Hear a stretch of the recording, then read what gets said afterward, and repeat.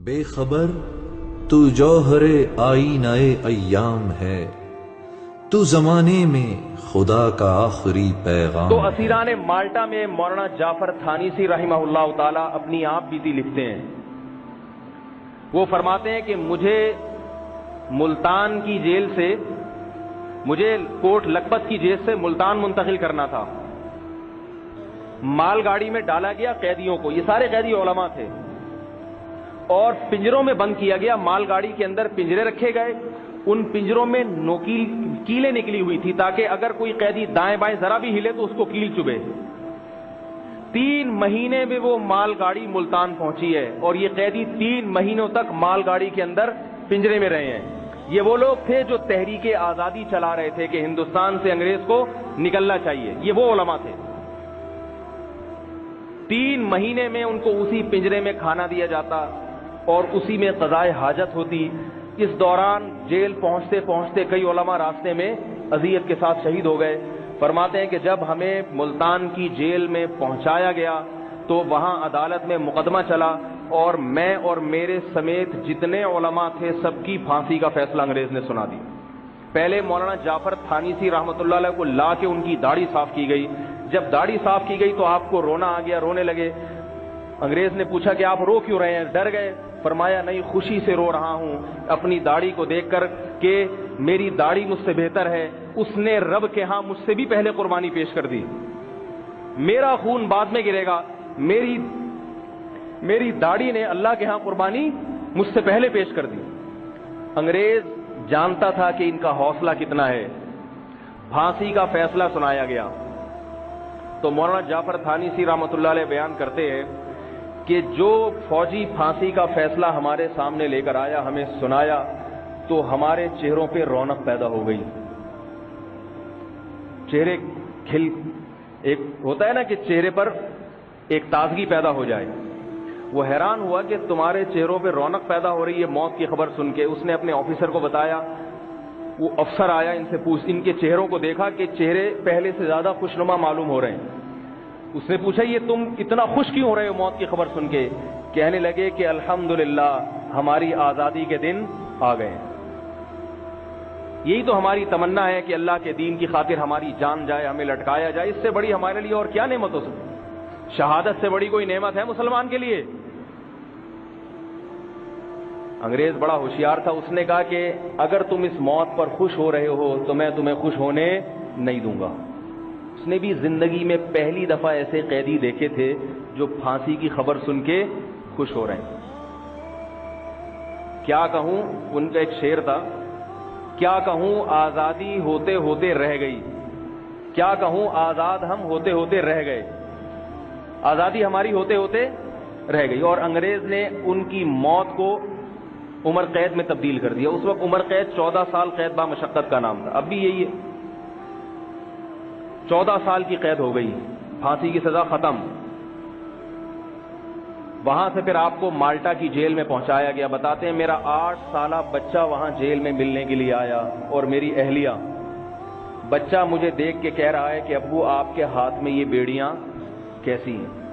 میں نے کہا بیٹا یہ سب اللہ کے دین کے لیے ہے، اللہ نے زندگی دی تو ملاقات ہو جائے گی، ورنہ انشاءاللہ حوض کوثر پہ تم پہ ملاقات ہوگی۔ یہ وہ علماء تھے جنہوں نے جیل بھرے ہیں، جنہوں نے خون بہایا۔ مولانا حسین احمد مدنی رحمۃ اللہ علیہ بھی ان شہ سواروں میں ہیں جو انگریز کے خلاف تحریکوں میں شریک تھے، اسیران مالٹا میں جیل قید و بند کی صعوبتیں اٹھا کر آئے۔ ان لوگوں نے بہت قربانیاں دیں، مگر افسوس کی بات ہے آج ہماری تاریخ میں ان کی قربانیوں کا کوئی حصہ بیان نہیں کیا جاتا۔ جب علماء کو اتنی کثرت سے شہید کیا گیا ہے، اور علماء نے اندازہ لگا لیا کہ اگر یہ سلسلہ اسی طرح چلتا رہا تو مسلمان علماء کی قیادت سے ہمیشہ کے لیے محروم ہو جائیں گے، ان کا دین کا محافظ کوئی بھی نہیں رہے گا۔ علماء نے اس وقت تحریک ختم کرنے کا ارادہ کیا، وقتی اور عارضی طور پر اپنے آپ کو منظم کرنے کے لیے۔ اس وقت ہندوستان میں کوئی دینی مدرسہ بنانے پر پابندی تھی انگریز کی طرف سے۔ یونیورسٹیاں بنیں گی، کالجز وجود میں آئیں گے، مگر مدرسہ نہیں بنے گا۔ مولانا قاسم نانوتوی رحمۃ اللہ علیہ کو 1867 میں خواب آیا. رسول اللہ صلی اللہ علیہ وسلم نے نشاندہی کی. دیوبند کی ایک جگہ پہ انار کے درخت کے نیچے آپ صلی اللہ علیہ وسلم نے کچھ لکیریں کھینچی اور فرمایا کہ اے قاسم یہاں پر مدرسے کی بنیاد رکھو. حضرت مولانا قاسم نانوتوی رحمۃ اللہ علیہ جب صبح اٹھے تو اپنے ساتھیوں کو جمع کیا اور فرمایا کہ مجھے خواب آیا ہے کہ فلاں درخت کے نیچے، وہ گاؤں تھا دیوبند کا، ایک ایسا گاؤں تھا جہاں انگریز کی پہنچ نہیں تھی، کچی آبادی اور چھوٹے چھوٹے علاقوں تک حکومت کی پہنچ نہیں ہوتی. تو وہاں پر حضرت مولانا قاسم نانوتوی رحمۃ اللہ علیہ کی کرامت تھی. جب جا کے دیکھا تو وہاں باقاعدہ نشان پڑے ہوئے تھے، جو خواب میں نبی صلی اللہ علیہ وسلم نے لگائے تھے وہ باقاعدہ نشان نظر آئے. حضرت مولانا قاسم نانوتوی رحمۃ اللہ علیہ نے وہاں ایک مدرسے کی بنیاد رکھی. ایسا مدرسہ جس میں استاد بھی صرف ایک اور شاگرد بھی صرف ایک. وسائل نہیں ہیں. پہلے جو مدارس چلا کرتے تھے حکومتیں چلایا کرتی تھیں، وقف کی زمین سے، وقف کی آمدن سے چلا کرتا تھا. انگریز نے وقف کے سارے وسائل پہ قبضہ کر لیا. اب کیسے چلے گا؟ ایک استاد اور ایک شاگرد. اور حضرت مولانا قاسم نانوتوی رحمۃ اللہ نے اعلان کیا، فرمایا اس مدرسے کی پہلی اینٹ اس سے رکھواؤں گا، اس بزرگ سے جس بزرگ نے کبھی کبیرہ گناہ تو کیا، کبھی کبیرہ گناہ کا ارادہ بھی نہیں کیا. اور پھر حضرت شاہ رفیع الدین رحمۃ اللہ علیہ کو بلایا اور ان سے مدرسے کی بنیاد رکھوائی. اس سے بھی پتہ چلتا ہے کہ اپنے گھر کی پہلی بنیاد کسی نیک آدمی سے رکھوایا کرو، اس کی برکت ہوتی ہے. بات آ رہی ہے سمجھ میں کہ نہیں آ رہی؟ اور پڑھائی کا آغاز، ایک استاد ایک شاگرد. اس شاگرد نے کھانا پینا کہاں سے تھا؟ کیونکہ اگر وہ بزنس کرتا، جاب کرتا تو پڑھتا کیسے؟ گاؤں کے ایک شخص نے ذمہ داری قبول کی کہ اس طالب علم کا سارا خرچہ پانی کس کے ذمہ ہے؟ بولو بھائی، میرے ذمہ. یہ اس لیے بتا رہا ہوں تاکہ آپ لوگ بھی یہ ذمہ داریاں قبول کیا کریں. میرے ذمہ. ایک طالب علم آیا، دوسرا آیا پڑھنے کے لیے. گاؤں کا ایک اور شخص کھڑا ہوا کہ اس کی ذمہ داری، بولو بھائی، میرے ذمہ. ہوتے ہوتے ہوتے ہوتے دیوبند کا اتنا بڑا مدرسہ بنا کہ آج تاریخ میں علماء دیوبند کا نام اگر روشن ہے اسی انار کے درخت کے نیچے بننے والے اس مدرسے سے روشن. میرے پردادا الحمدللہ حضرت رشید احمد گنگوہی رحمۃ اللہ علیہ سے بیعت تھے. آج میں جو اس ممبر پہ بیٹھ کے آپ کے سامنے بیان کر رہا ہوں، اس کے پیچھے بھی حضرت رشید احمد گنگوہی رحمۃ اللہ علیہ کا کردار ہے، ان کی محنت ہے. اس دیوبند کے مدرسے سے اللہ نے اتنا کام لیا، ایک ایک شخصیت سے. کچھ کام تو علمی ہیں جو علماء جانتے ہیں، کچھ کام ایسے جو عوام کو نظر آ رہے ہیں. ان میں ایک حضرت مولانا الیاس رحمۃ اللہ علیہ پیدا ہوئے جنہوں نے تبلیغی جماعت کی بنیاد رکھی کہ ہندوستان میں مسلمان کلمے سے بھی ناشنا ہوتا جا رہا ہے. وہ ایک گاؤں میں گئے، انہوں نے وہاں کے لوگوں سے پوچھا تم لوگ کیا ہو؟ کہا ہم مسلمان ہیں. کہا کلمہ سناؤ. مسلمانوں نے کہا ہمیں کلمہ نہیں آتا، لیکن باپ دادا مسلمان تھے. حضرت مولانا الیاس رحمۃ اللہ علیہ راتوں کو اٹھ کے روتے اللہ کے سامنے کہ اللہ یہ کیسے ان مسلمانوں کی اصلاح ہو. اللہ تعالیٰ نے ان سے تبلیغ کا کام لیا.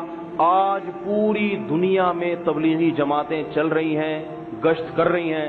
دنیا کی کوئی طاقت ان کا مقابلہ نہیں روک سکتی. اپنے خرچے پہ بغیر کسی چندے کے ایک دفعہ رائے ونڈ میں حضرت حاجی عبد الوہاب صاحب کے سامنے وزیر اعظم گیا.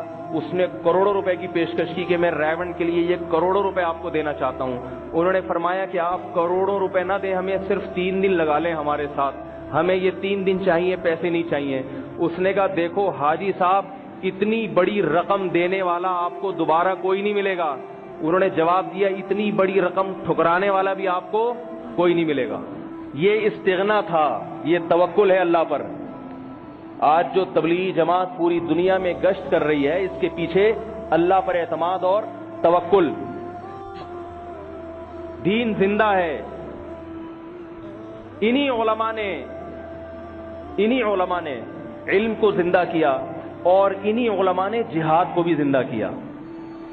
پاکستان بنانے میں مولانا محمد علی جوہر، مولانا شوکت علی کا بہت بڑا نام ہے. مگر آپ نے کبھی دیکھا کہ مولانا محمد علی جوہر کو محمد علی جوہر کس نے بنایا؟ مولانا شوکت علی کس کے بیانات سن کے مولانا شوکت علی بنے ہیں؟ مفتی محمود حسن دیوبندی رحمۃ اللہ علیہ 1920 میں علی گڑھ یونیورسٹی گئے اور وہاں علی گڑھ یونیورسٹی میں انگریزی تعلیم پڑھنے والے نوجوانوں سے خطاب کیا اور کئی گھنٹے کی تقریر کی اور اس میں سمجھایا، دیکھو تم اس یونیورسٹی میں پڑھ رہے ہو، انگریزی تعلیم حاصل کر رہے ہو، پینٹ شرٹ پہن کے کسی علاقے میں کسی سرکاری ادارے میں تم کلرک بنو گے، جاب کرو گے، اپنی جگہ یہ درست ہے، پیٹ اللہ نے ساتھ لگا دیا، لیکن تم پہلے مسلمان ہو، بعد میں تم کچھ اور ہو۔ یاد رکھو تمہارے پاس اللہ نے تمہیں سائنس اور ٹیکنالوجی کا علم دیا ہے، مدرسے میں پڑھنے والے طالب علم کے پاس علم دین ہے مگر سائنس اور ٹیکنالوجی کا علم نہیں ہے۔